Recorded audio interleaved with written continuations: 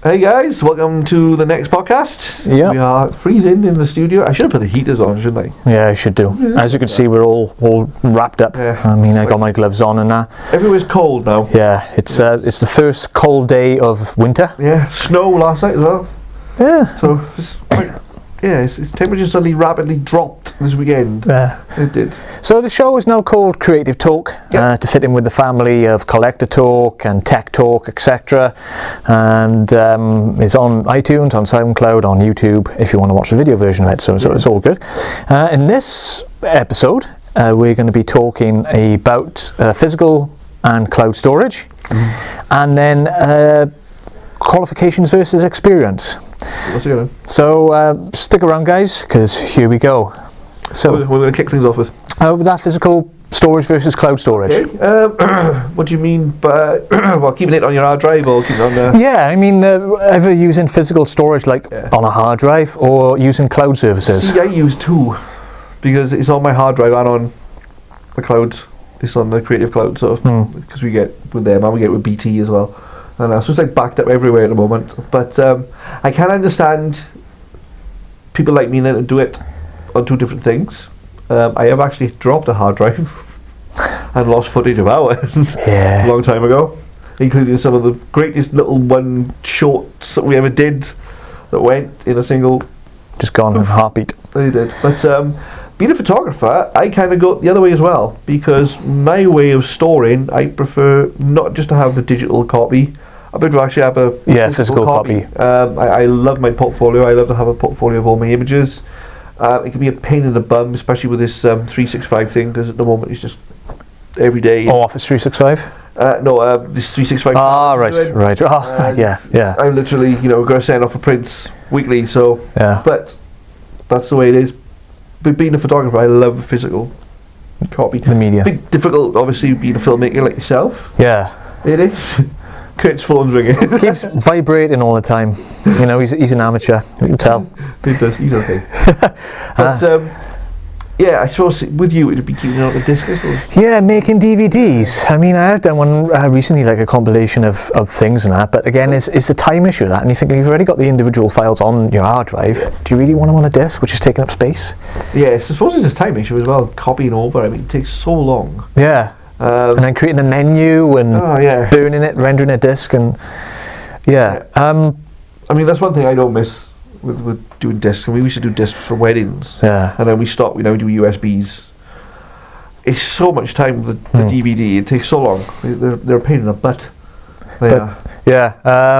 Physical storage I use quite a lot at the moment. I mean, how many hard drives do you have in the moment? 3. 5 terabyte one like you got. Yeah.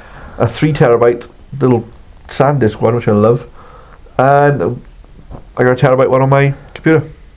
I also got a backup one on my computer, which I don't really use often. Downloading stuff. Yeah. I mean, at the moment, in the Beast, which is what we call the Alienware, which has been going for 6 years now, and it's basically it's not the same thing. I chop and change various bits, and it always upgrading the thing. But at the moment, I think I got 5 drives in it at the moment. I got the C drive, obviously for operating system and occasional downloads. I've got a not purpose built, Christ, not made the money. A small 60 gig rendering drive in, which I use just for rendering films onto, because I do all my films now in 1080p, and file sizes of that are tremendous, particularly if I go 60 frames a second, and you're talking about multi-gig files, at least 10 gig files for RTD then, which is amazing. I've also got another drive which I put all of my 3D assets on. Stuff like Video Copilot with Element 3D, After Effects files, Premiere projects, all that kind of thing. I've still got my old little Buffalo 1 terabyte drive, which is on its way out now, bless it. I should remember that because I used to have it at the old studio. Little thing like that. That's still going. I don't use that really now. It's just I got to copy stuff off it. Basically, getting time to do it, copying the terabyte off, it takes a long time. And then I also have the 5 terabyte like Mike Seagate, which that's just my main backup drive. No, it's same as that. This is a massive backup. Yeah, so all other 4 drives automatically get copied onto that one. It's really strange as well, because with the business side of it, it's backed up onto that drive, and then it's backed up onto the website. Yeah. And then the website actually has 2 different backups itself. with photographs on, because you've got to be so for your life, because you could back it up on your hard drive, back it up on your computer of somebody's wedding photographs. You could have a massive power surge, a power cut, and it just knock everything and gone. the drive's gone. So unless you've got it sort of in virtual land, as you would call it, then you're screwed. Yeah, I mean, I had a similar incident with my Freecom drive. Oh yeah. Which I dropped when I was just cleaning my PC, knocked it off, didn't think anything of it. It would switch on, but then all you have was Tick tick tick tick tick. And I thought, bugger. And there was a lot of stuff that's gone on that as well from like the old MLP days, which is it's quite sad, because I think back to the original one I dropped, and I was coming home from the old studio. Yeah, that was, and there must have been at least 100 shorts that we did. They were all edited, all done, and they were just gone like that. And I didn't back them up anywhere. I know, and that's the thing when we're using physical discs, is that they obviously have a lifespan. Not so much now with SSD drives. I mean, they tend to have a shorter lifespan than the physical disc, but they write to them so much quicker, and the prices of them are coming down quite a lot now with flash media like SSD drive. I actually balled an SSD drive up. Basically, I wanted to give it to Sarah to give her some extra storage. Yeah, I took everything off it. I did, because it was the external one. Wiped it, formatted it, give it to Sarah, and now it don't work. Huh. Oh, nice. So, just will not work on any computer now. What's your microphone? Maybe rubbing against your... Sorry guys, there you go. Hang on. Clip it somewhere else. There you go. There we go.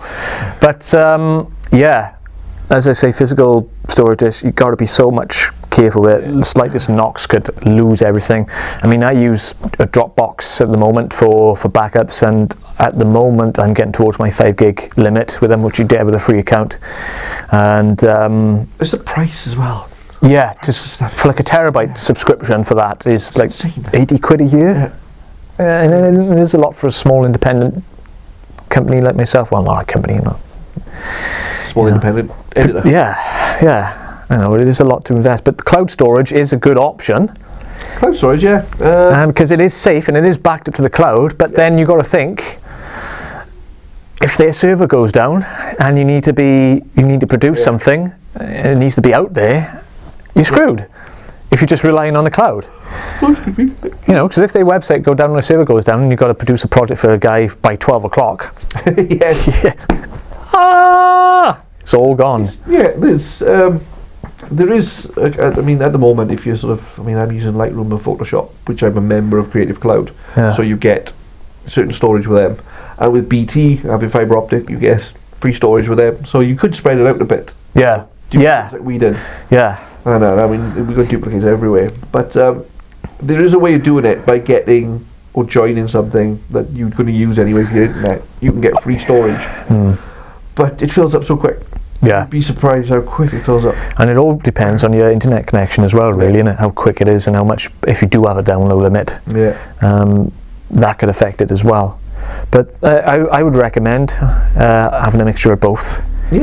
Physical storage media, backups onto DVDs, because they're cheap now. You know, 8 gig DVDs. Yeah, I know. You know, cheap. What we used to pay when we first started is ridiculous. Yeah, I mean, I've got a CD wallet just full of backups now on disk. So I back up onto one hard drive, the cloud, and onto CD at the moment. Good way to do it. But it's all time consuming, but try and strike a balance. Use physical and cloud storage if you can. You've got Dropbox there, as I mentioned. You've got Google Drive. They give you 1 gigabyte, and it's all different services. Office 365, they offer a free allowance. Amazon got one as well. Office 365 at the moment, if you're a student, you can get 5 terabytes. You have a free storage with them. Wow. But you've got to be a student. There we are. Which is easy enough then. Yeah. Just give yourself an AC account, ac.uk account.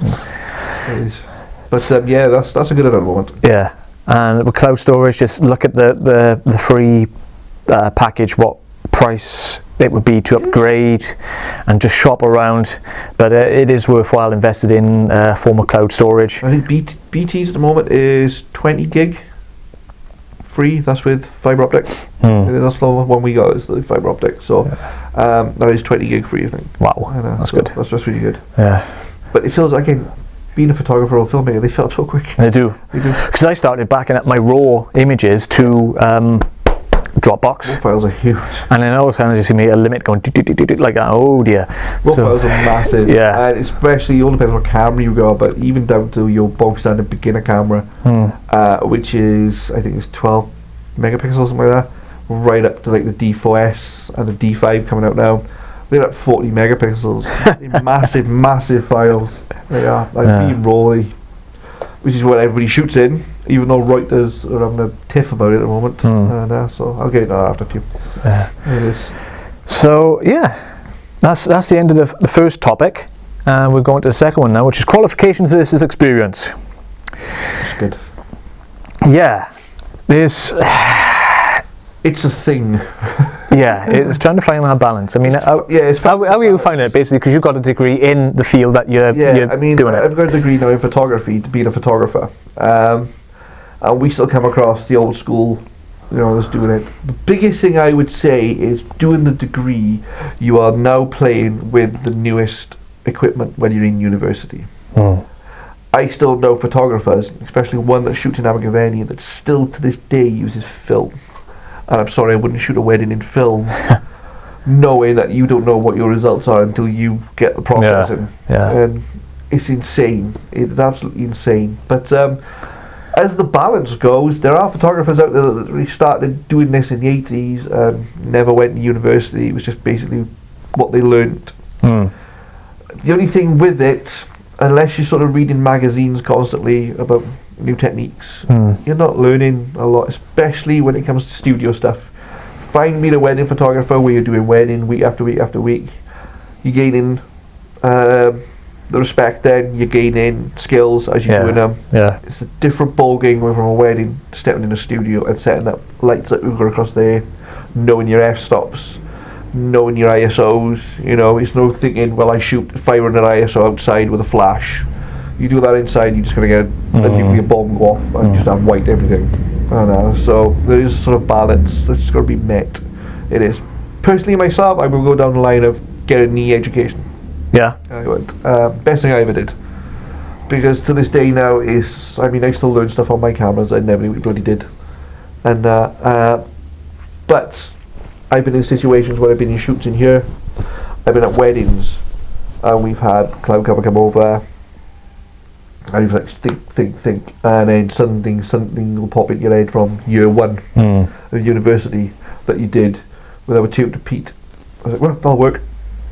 Boom. Yeah. Gorgeous photograph. Yeah. And yes, you could have been doing it for so many years, but at the end of the day, if you didn't learn that, or you've never done that before, you wouldn't get that shot. Yeah, exactly. So it is a balance then, but I would definitely go down the education side of it.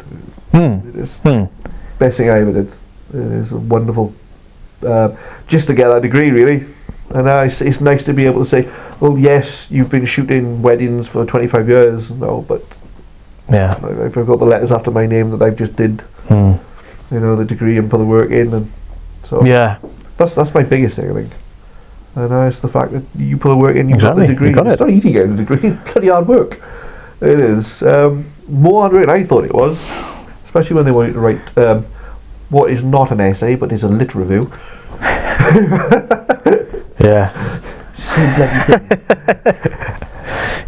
As Mike was saying, I think it is important to get yourself an education, particularly if you're interested in your field.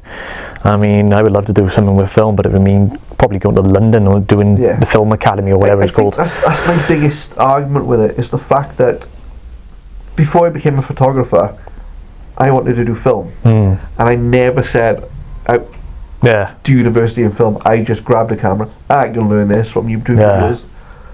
And great, we were rolling away, we were doing stuff on YouTube, but we were getting left behind because there's people out there that were in film school. Like Freddie W, who at the time was just finishing film school when they started Fire Jump, what the hell's this company? Oh, Rocket Jump. When they just started that, and me and Lee were just getting dwarfed by these amazing effects they were doing on 3ds Max, and we just started to learn 3ds Max. It's like, wow. So definitely head the education way. I mean, in a kind of like bind really, because I want to do it, but at the moment I got a full-time job. Yeah. And when I first started the film business about 10 years ago, there wasn't a course that I could go on. But now there are courses, but now I've got a full-time job and bills to pay and stuff.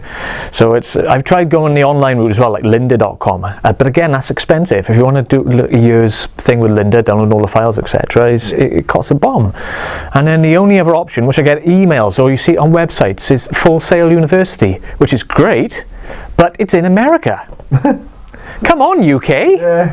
The film industry, come on. Yeah, the whole film industry seriously needs to get a leg up, because they've sort of gone quiet, and there's just no need of it. There's some wicked writers, film designers, directors all out here. There is. You just got to give them a chance, otherwise they'll be snapped up by Hollywood, and our industry will just suffer for it. But with filming, I'd say just also get out there and film, try different things yourself, just play about with your camera, whatever it is, whether it's just a bog standard Handycam, whether it's a Vivitar or GoPro. And we went with bog standard cameras first. We did. I think they had DVDs in them. Yeah, DVDs. Yeah. Oh no, the first one we ever had was that bloody sharp view thing. I can't remember it, but swiveled. Was it like a massive screen on the back, and you could swivel like the front of it, like put the cassette in. That was the first one we ever had, and we filmed with. Christ. That was crap. But just get out there and film, and you'll learn things from being out in the field and filming for yourself, trying different things and lighting levels and all that, and then what we got left, Kurt? What we got? 1 minute, and then just basically go for it. Go for it. Edit, and then try and get yourself an education if you can. If you can't, it's not the best, but go on YouTube, look at Andrew Kramer, look at Film Riot, look at Freddie W, even though he's gone corporate now, which I disagree with. But that's a topic for a completely different episode. If you can, head for the education thing. It's hard work. I spent 3 years doing it. I had a child while I was doing it. And then now I'm self-employed. It is frightening sometimes. I was talking to him earlier about it. But it's so worth it. It's so worth getting up in the morning and thinking, I'm my own boss. The day yours, you can do what you want. Right, let's go shooting. I got a customer coming in, the set was shooting, have fun. And it's great. Education, go for it. Go for it, if you can. Alright then, we'll wrap this episode up then. This has been episode 4 of Creative Talk, and we'll see you again soon. Bye. Guys.